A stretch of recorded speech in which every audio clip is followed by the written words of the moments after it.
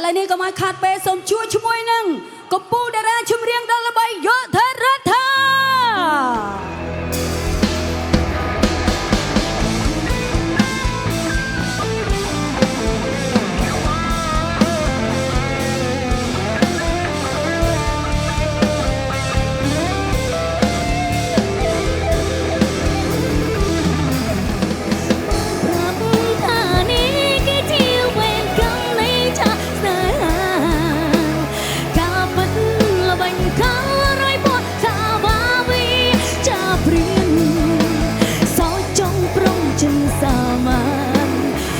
ចិត្តកូនស្រំវិញបាន